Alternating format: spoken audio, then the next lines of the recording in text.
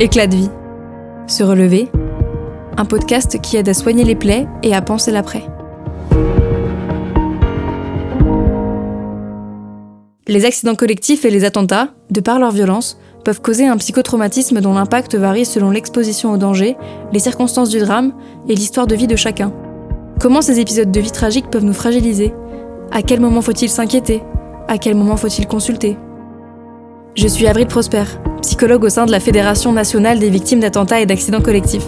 Dans ce podcast, je serai accompagnée de victimes et de professionnels ayant touché de près ou de loin ce phénomène si complexe. Ensemble, nous tenterons de décrypter les causes de ces blessures invisibles, d'en comprendre les symptômes et de partager des méthodes de soins. Bonjour à tous, bienvenue sur un nouvel épisode du podcast de la FENVAC, Éclat de vie. Aujourd'hui, je suis dans les locaux de la FENVAC, dans le 2e arrondissement de Paris, avec Aurélie Bourmeau. Bonjour Aurélie. Bonjour Avril. Aujourd'hui, on fait un épisode un peu spécial parce qu'on va parler de la sexualité après le vécu d'un trauma. Je vais peut-être déjà vous laisser vous présenter. Merci. Donc, je suis Aurélie Bourmeau, je suis médecin et je suis aussi enseignante à l'université Paris-Cité, enseignante en santé publique. Et j'ai une deuxième casquette, je suis sexologue et de ce fait, je suis responsable de l'ensemble des enseignements de médecine sexuelle et de sexologie clinique à l'université Paris-Cité. Et je suis impliquée dans le conseil scientifique de la Société française de sexologie qui s'appelle l'AIUS.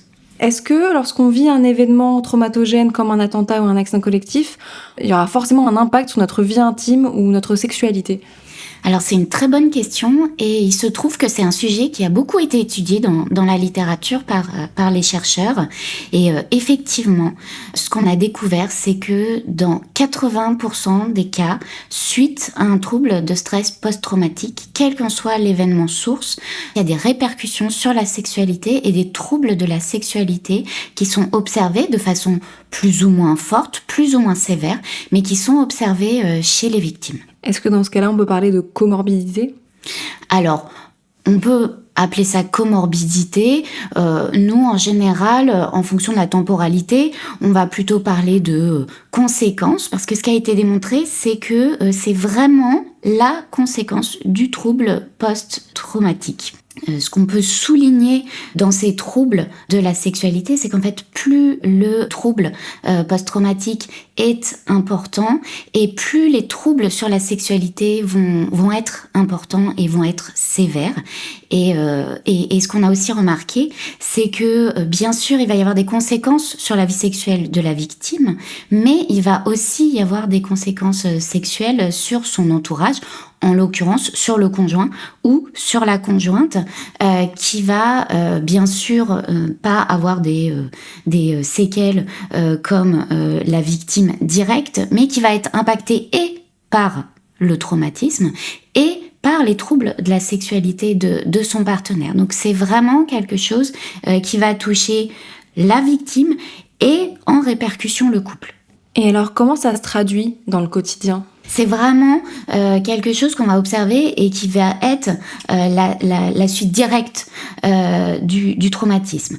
Ce qu'on observe chez nos patients victimes, c'est premièrement des troubles de la communication qui vont s'installer à l'intérieur du couple, avec des difficultés à exprimer ce qu'il ressent au niveau de la sexualité. Et on sait très bien que la sexualité, c'est lié à la confiance, au fait que vraiment il y a une intimité qui s'instaure au sein du couple. Donc forcément, en termes de communication, si celle-ci est altérée, la sexualité va être altérée. Ce qu'on observe aussi très spécifiquement, c'est des confusions au moment de l'acte sexuel.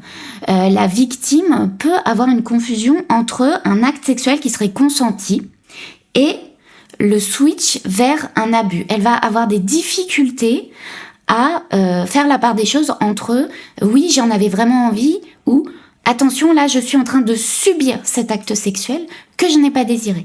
Et ça peut être bien sûr avec un conjoint, avec quelqu'un pour lequel on a de l'affection, avec lequel ça se passait extrêmement bien avant, mais le traumatisme va faire ressurgir cette confusion de est-ce que c'est vraiment quelque chose dont j'ai envie ? Là, j'ai l'impression que j'en ai plus envie. J'ai l'impression que je suis en train de subir un abus. Et vous vous doutez d'à quel point ça peut avoir des conséquences néfastes sur la relation sexuelle à ce moment-là. Toujours dans le moment de la relation sexuelle et complètement en lien avec le trouble de stress post-traumatique, il va y avoir cette intrusion de pensées délétères en lien avec l'événement traumatique qui va complètement bouleverser et entre guillemets faire retomber l'excitation, le moment de plaisir au moment de l'acte sexuel. Et ça, bien sûr, ça va impacter la sexualité, ça va impacter l'excitation, ça va impacter le plaisir. Chez l'homme, ça peut avoir comme conséquence, bien sûr, des troubles érectiles. Et on sait que, à force de répéter ces problématiques et ces difficultés au moment de l'acte sexuel, eh bien, la conséquence secondaire, ça va être que les patients, les victimes vont avoir tendance à éviter la sexualité parce qu'ils savent que ça peut leur arriver. Ils savent qu'ils peuvent se sentir mal, ils savent qu'ils peuvent avoir des pensées intrusives négatives qui vont gâcher l'acte sexuel et la relation. Et donc, pour éviter que ça se reproduise, parce que bien sûr, quand ça arrive une fois, 2 fois, 3 fois, bon, voilà, le conjoint, il est compatissant, il comprend, il n'y a pas de souci. Mais quand ça se répète systématiquement, là, il commence à se poser vraiment des difficultés relationnelles. Et pour éviter ces situations de difficulté, la victime va avoir tendance à carrément éviter la sexualité, éviter toutes les situations qui peuvent aboutir à une relation sexuelle. La dernière chose qui est en lien direct avec le trouble de stress post-traumatique, c'est l'émoussement affectif que l'on observe dans le PTSD. Eh bien, cet émoussement affectif va bien sûr rejaillir sur la sexualité, ce qui fait que les victimes eh bien, soit vont se retrouver encore une fois dans l'évitement ou dans le fait de se séparer émotionnellement de leur conjoint, soit à l'inverse, vont surréagir. Et la surréaction, c'est quoi ? C'est les comportements d'hypersexualité. On va avoir des victimes qui vont avoir tendance à rechercher des partenaires multiples, rechercher des situations sexuelles un peu extrêmes, un peu too much, justement pour retrouver un peu d'affect, pour retrouver de l'émotion qu'ils ont perdue à cause du trauma. Et donc, on a des patients qui vont avoir cette espèce de double profil, soit qui viennent nous voir en disant bah voilà, j'y arrive plus et puis j'évite parce que je sens bien qu'avec mon conjoint ça se passe pas bien quand on a des rapports sexuels. Je sens que j'arrive pas à lui expliquer ce que je ressens, que j'arrive pas à lui expliquer ce que je vis et que ça a un impact sur ma sexualité et de ce fait on s'éloigne. Et puis on a des patients qui en parallèle vont nous dire bah là en fait comme j'arrive plus rien à ressentir et ben je sors tous les soirs, j'essaye de provoquer les relations sexuelles, je vais sur des applis de rencontres, j'enchaîne les coups d'un soir et je me mets en danger parce que là le corollaire c'est vraiment la prise de risque. Et donc on se retrouve avec des patients qui vont avoir bien sûr des risques d'infections sexuellement transmissibles, mais aussi des risques de relations sexuelles non consenties, des risques de violences sexuelles. Donc on a ce double profil et parfois chez une même victime qui, à un instant T, va avoir un émoussement, va avoir un évitement de la sexualité, et puis 1 mois, 3 mois plus tard, va avoir ce comportement d'hypersexualité pour retrouver vie, pour retrouver affect. Voilà, ça c'est un petit peu l'ensemble des problématiques que l'on peut retrouver et des conséquences sur la sexualité que l'on peut retrouver suite à un PTSD. J'ai oublié de vous parler des conséquences vraiment immédiates. Les conséquences vraiment immédiates, c'est la honte, la culpabilité, qui vont bien sûr avoir des conséquences. Mais j'aimerais juste revenir une seconde sur les conjoints, les conjointes, les proches. L'impact doit quand même être assez important. Qu'est-ce qu'on pourrait dire à ces personnes-là ou qu'est-ce qu'on pourrait donner comme conseil ? Alors effectivement, le partenaire, c'est un élément central. C'est un élément central en termes de conséquences. Nous, c'est ce qu'on appelle les symptômes miroirs. Parce que dans la relation sexuelle, quand on est en couple, c'est toujours à 2. Donc effectivement, ils vont être des victimes secondaires. Mais aussi, c'est un élément central parce que ça va être l'élément de la guérison, en fait. Et nous, en sexologie, on a besoin que les conjoints s'emparent de l'accompagnement de la victime. Et dans la littérature, c'est très clairement décrit. À partir du moment où on a un conjoint qui est prêt à accompagner, qui est dans le care, qui va être extrêmement sécurisant pour la victime, on sait que c'est un facteur de guérison majeur. C'est la première chose qu'on demande à nos patients, c'est comment vous vous sentez. Est-ce que vous vous sentez en confiance? Le mot est central. Est-ce que vous vous sentez en confiance? Est-ce que vous vous sentez en sécurité avec votre partenaire? Si la réponse est oui, on sait que c'est gagné. Parce que la sexualité, chez tous les êtres humains, elle est liée à un sentiment de sécurité. Et ça, c'est vraiment notre cerveau reptilien et neurophysio qui nous le dit. C'est qu'on ne peut avoir de l'excitation, du plaisir et de la satisfaction que si on est en état de confiance et de sécurité complète. À partir du moment où on est stressé, pour le cerveau, ça veut dire c'est pas le moment d'avoir des rapports sexuels, c'est le moment de fuir. Donc forcément, le travail qu'on va faire chez tous nos patients, mais particulièrement chez les victimes de trauma, ça va être de rétablir un climat de confiance et de sécurité avec le partenaire. À partir du moment où on a ce climat de confiance et de sécurité, on sait qu'on va pouvoir travailler en sexothérapie pour faire revenir l'excitation, le plaisir, le désir. Et du coup, j'imagine que c'est très lié au stress post-traumatique, aussi parce que justement, à la suite d'un événement traumatogène, en général, la question de la sécurité est très bouleversée, sans même forcément parler de la sécurité en rapport avec son partenaire. Il y a beaucoup d'hypervigilance et de reviviscence qui peuvent venir impacter. C'est majeur. Là, on est clairement... C'est pour ça que je dis le conjoint, il est central, parce que bien sûr, on sait qu'il y a une effraction de ce sentiment de sécurité et qu'avec le PTSD, cette effraction, elle est permanente et elle peut s'exprimer à tous les moments. Et bien sûr qu'elle va s'exprimer préférentiellement dans les moments où on veut le moins qu'elle soit là. Donc on a pas mal de patients qui nous décrivent d'ailleurs des expériences de dissociation pendant les actes sexuels, pendant les rapports sexuels, parce que c'est le moment où le trauma a envie de ressortir, c'est le moment où justement on fait tomber, on ouvre un tout petit peu les barrières qui ont été effractées. Donc, on va travailler avec la victime beaucoup là-dessus, mais on a besoin que le conjoint soit hyper accompagnant et chérisse et travaille et vraiment cultive ce sentiment de sécurité. Est-ce que on peut faire un point sur les personnes qui n'ont pas de partenaire et qui potentiellement sont quand même amenées à rencontrer ce type de problème, mais qui n'ont personne pour les accompagner dans ce cas-là? Oui, alors effectivement, là, et surtout, on sait à l'heure actuelle que les enquêtes nous le disent, les Français font de moins en moins couple. Et donc, on se retrouve à accompagner beaucoup de personnes qui sont célibataires ou qui ont des rencontres occasionnelles. Là, bien sûr, on va faire un travail intense sur la réappropriation de son propre corps. Et je dois vous avouer que pour nous, sexologues, c'est beaucoup plus compliqué. Parce qu'encore une fois, ce sur quoi on va travailler, c'est sur cette bulle de sécurité.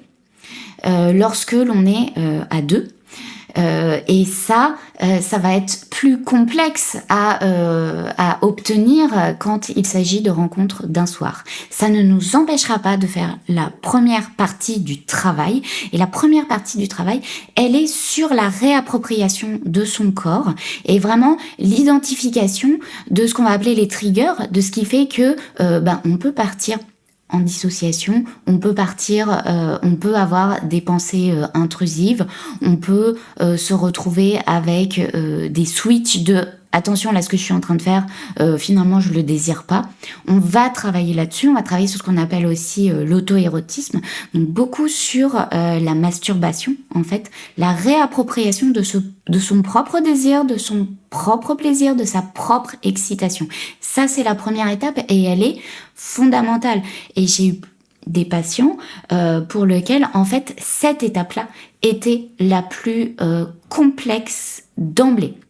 Des patients qui refusaient de se réapproprier, pour qui c'était extrêmement difficile de se mettre tout seul dans une bulle de sécurité pour retrouver du plaisir tout seul en auto-érotisme. Donc voilà, il y a plusieurs étapes qui sont communes. Donc là, l'étape sur son propre corps, elle est commune. Mais c'est vrai qu'à partir du moment où les personnes sont célibataires, travailler sur la réassurance à deux, ça va être un peu plus compliqué. Ça n'empêche pas d'avoir de toute façon cette phase socle qu'on va devoir travailler avec tout le monde. Et justement, puisqu'on parle du rapport au corps, on n'a pas évoqué les personnes qui ont vécu un événement traumatogène qui a pu avoir un impact sur leur physique. Des séquelles, des blessures, des cicatrices. Est-ce que en sexologie, on travaille sur ce rapport au corps aussi qui a changé à la suite de l'événement ? De toute façon, en fait, quel que soit le trauma, qu'il soit invalidant visuellement ou pas, en fait, il y a une dépréciation très forte de l'estime de soi, quelle que soit la visibilité, en fait, de la chose. Donc, de toute façon, on va travailler là-dessus. Bien sûr qu'on va travailler encore plus sur ce qu'on appelle l'handicap visible, mais quelle que soit en fait la victime et quel que soit l'événement traumatique, on va devoir travailler sur l'estime de soi, sur la réappropriation de son corps pour pouvoir redonner en fait assertivité à la personne dans sa sexualité. Parce que le risque des victimes, c'est justement dans cette baisse de l'estime de soi, avec la honte, la culpabilité, vous l'avez dit, le handicap, le fait de se sentir diminué aussi physiquement, qui est associé à ça, c'est que les personnes n'ont plus confiance en elles, et n'ayant plus confiance en elles, elles peuvent se retrouver dans des rapports en termes de sexualité où elles vont se rabaisser. Et donc ils peuvent se mettre en place dans des couples des déséquilibres, des rapports de pouvoir avec le partenaire qui va quelque part abuser psychiquement de la victime en disant tu vois, avec ta cicatrice, tu vois, maintenant que tu rigoles moins en société, que t'es moins Pepsi, t'as de la chance de m'avoir. Ce genre de choses peuvent... Alors là, j'ai vraiment caricaturé la chose, hein. Ça peut être complètement non dit et non conscientisé de la part de partenaires, hein. C'est pas forcément volontaire, on n'est pas tous des manipulateurs, mais on va travailler pour éviter que ce déséquilibre n'apparaisse, parce que la confiance en soi peut s'effondrer et on a besoin que les victimes reprennent confiance en elles pour avoir une sexualité assertive, pour pouvoir dire non, pour pouvoir dire ce qu'elles veulent. Et on va voir par la suite à quel point c'est important que la victime travaille sur ce qu'elle veut désormais en matière de sexualité, parce que ça peut être changé par le traumatisme. Et alors, comment on fait pour travailler sur toutes ces choses qui arrivent à la suite d'un trauma ? Alors, on a évoqué certains éléments qui, je pense, sont déjà un peu travaillés, notamment dans la thérapie cognitivo-comportementale, comme par exemple le fait d'avoir des reviviscences, des pensées intrusives, un peu n'importe quand sur l'événement qu'on a vécu. On a parlé aussi de la dissociation, il y a quelques choses à mettre en place en thérapie pour éviter que ça arrive, mais comment on fait pour la communication, pour l'émoussement affectif, pour toutes ces choses finalement qui sont très liées au rapport intime qu'on a avec l'autre ?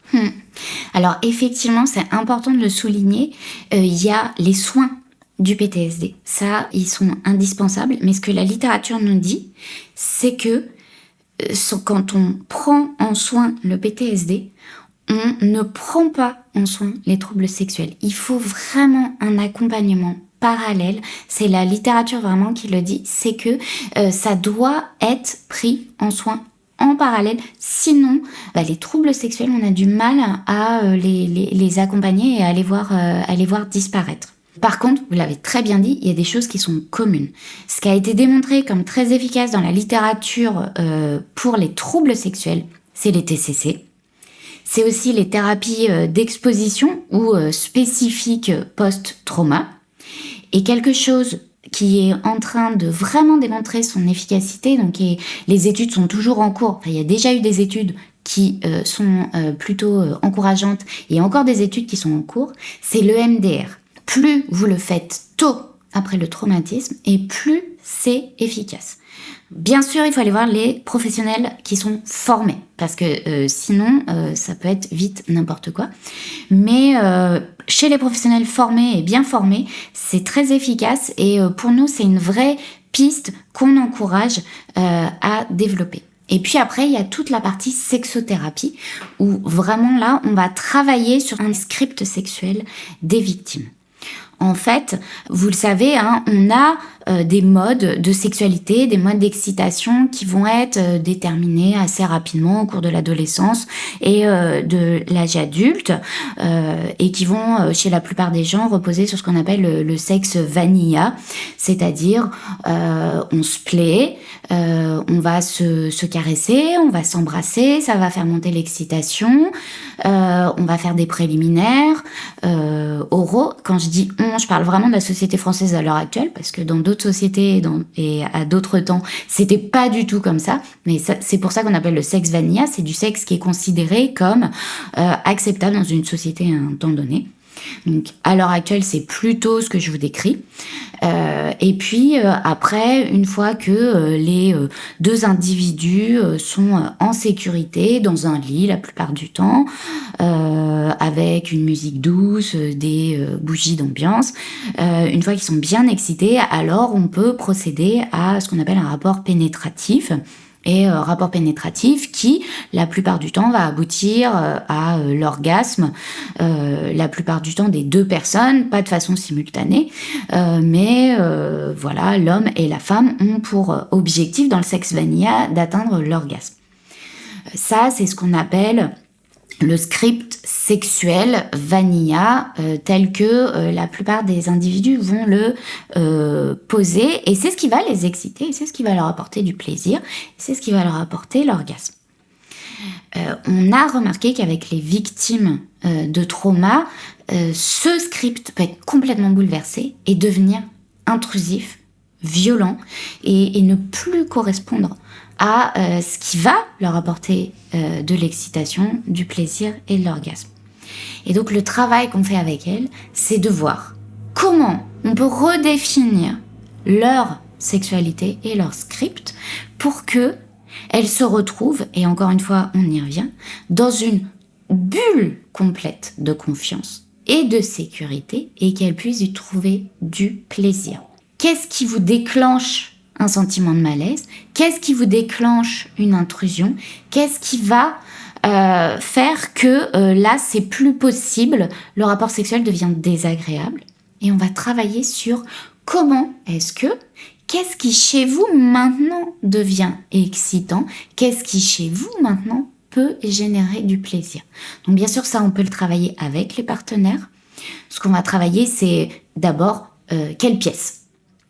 Est-ce que maintenant vous avez besoin que la porte soit fermée à clé? C'est tout bête, mais rien que ça peut instaurer de la sécurité. Est-ce que maintenant vous avez besoin que les enfants soient partis pour être vraiment tranquilles? Ou est-ce que au contraire vous avez besoin maintenant de recommencer à avoir une sexualité mais dans un autre lieu qu'est votre domicile? On va travailler sur tous ces éléments-là pour retrouver cette sécurité qui va être la condition sine qua non à l'excitation, au désir. Je rembobine un peu. Pour ce qui est de l'EMDR, on a fait un épisode spécial dessus qui est super, hyper bien expliqué par le professeur Tarquinio et qui est disponible du coup dans les épisodes précédents. J'ai plus le numéro en tête, mais il est là. Je voudrais qu'on parle des personnes qui ont vécu un trauma, mais qui n'ont pas forcément développé un stress post-traumatique derrière. C'est assez rare. En moyenne, on considère, je crois, de tête qu'il y a 70% des gens qui vivent un événement traumatogène qui vont développer un stress post-traumatique, ce qui est énorme. Mais pour les 30% qui restent, qui ont vécu un trauma, qui s'en sortent quand même bien, qui ont réussi à passer au-dessus de ça, qui ont trouvé les ressources nécessaires, mais qui ont peut-être quand même ressenti un bouleversement dans leur rapport sexuel ou dans leur rapport intime de manière générale. Est-ce que eux peuvent aussi aller voir des sexologues? Est-ce que c'est la même procédure? Qu'est-ce qu'on peut leur proposer à ces gens-là? Alors effectivement, en plus, ce sont des personnes qui sont très peu étudiées dans la littérature en fait. Donc on est beaucoup plus, on a beaucoup moins de données sur ces personnes en lien avec la sexualité. Mais ce qu'il faut savoir, c'est qu'un sexologue, il est ouvert à absolument tout le monde à partir du moment où il y a une souffrance sexuelle, où il y a ce qu'on appelle nous une plainte sexuelle. Donc quelqu'un qui a subi un traumatisme, quel qu'il soit, avec quelques conséquences que ce soit, mais qui a l'impression qu'en matière de sexualité, ça bloque, bien sûr, il est le bienvenu et on lui proposera les mêmes prises en soin. Parce qu'on va investiguer avec lui où est le nœud, quelle est l'étiologie, qu'est-ce qu'il en a découlé dans ces troubles sexuels. Et à partir de là, une fois qu'on a tout décortiqué, on va l'accompagner très spécifiquement sur ce qui s'est mis en place, que ce soit un problème d'estime de soi ou que ce soit un phénomène vraiment intercurrent, par exemple des dysfonctions érectiles qui sont intermittentes et qui peuvent, ou alors des troubles de l'excitation chez une femme. On peut avoir des femmes qui perdent la capacité à atteindre l'orgasme, très spécifiquement. Donc là, après, nous, on fait notre accompagnement sexologique classique et vraiment, les sexologues n'ont pas une porte d'entrée ou un ticket d'entrée avec « Est-ce que vous avez un PTSD ? Je vous prends. Si vous n'en avez pas, je vous prends pas. » On prend en soin, de toute façon, tous les troubles sexuels et après, on décortique l'antériorité. Est-ce qu'il y a eu un PTSD ? Est-ce qu'il y a eu un trauma simple ? Est-ce qu'il y a rien du tout ? Mais le trouble est là, donc on vous accompagne. Et alors dans ce cas-là, vers qui on doit se tourner ? Est-ce que c'est forcément un médecin qui a une formation en sexologie ? Est-ce qu'il y a des sexologues qui sont pas médecins ? Où est-ce qu'on les trouve ? En hôpital ou en libéral ? Ou comment ça se passe ? Alors, comment trouver un bon sexologue ? Donc, en fait, il faut savoir, les sexologues sont pas forcément que des médecins. Plusieurs disciplines qui ont le droit d'être sexologues, ce sont des professionnels de santé, par contre. Mais vous avez donc des médecins sexologues, mais il y a aussi beaucoup de psychosexologues. Je pense que c'est la majorité d'ailleurs des sexologues sur les territoires nationaux. Vous avez des sages-femmes sexologues, vous avez aussi des infirmiers sexologues. Donc vous voyez, c'est des professionnels de santé qui vont se surspécialiser en sexologie. Par contre, moi, ce que je vous recommande, c'est de vérifier que la personne que vous allez consulter soit bien détentrice d'un diplôme universitaire de sexologie. Parce que vous avez beaucoup de personnes, vous le voyez d'ailleurs sur les réseaux sociaux ou ce genre de choses, qui se déclarent sexologues, mais qui n'ont aucune formation en sexologie. Et ça, c'est très délétère. Parce que, vous le voyez, on touche à l'intime profond. Et donc, si on n'est pas déjà professionnel de santé et qui plus est formé à la sexologie, on peut faire de très graves dégâts. Et donc, nous, on a en France un diplôme interuniversitaire de sexologie et c'est ce qui est considéré par la voie académique comme validante en sexologie. C'est une formation de 3 ans. Et donc, ça n'a rien à voir avec les personnes qui peuvent se déclarer sexologues après avoir fait 3 jours de formation. Alors, où est-ce qu'on les trouve ? Bien sûr, il y en a sur Doctolib. Vous en avez beaucoup aussi dans les centres de santé sexuelle. Chaque centre de santé sexuelle, normalement, a un sexologue. Dans les CEGID, les centres d'accueil gratuit de dépistage, donc ça, des CEGID, il y en a sur tout le territoire français. Donc, normalement, où que ce soit en France, vous pouvez chercher un CEGID et normalement, il y a un sexologue qui consulte à l'intérieur de CEGID. Normalement, il y en a dans tous les CHU des sexologues.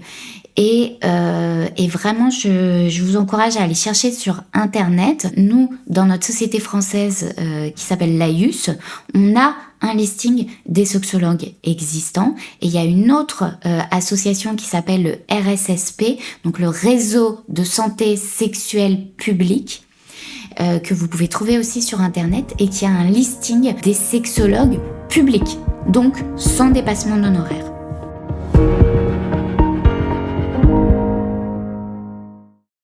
Attention, les informations partagées au fil de ce podcast ne sont en aucun cas un outil d'autodiagnostic ou de soins. Le recours à un professionnel est donc vivement recommandé. À la suite d'un événement traumatogène, il est important de rester attentif aux troubles pouvant intervenir sur le plan psychique ou physique.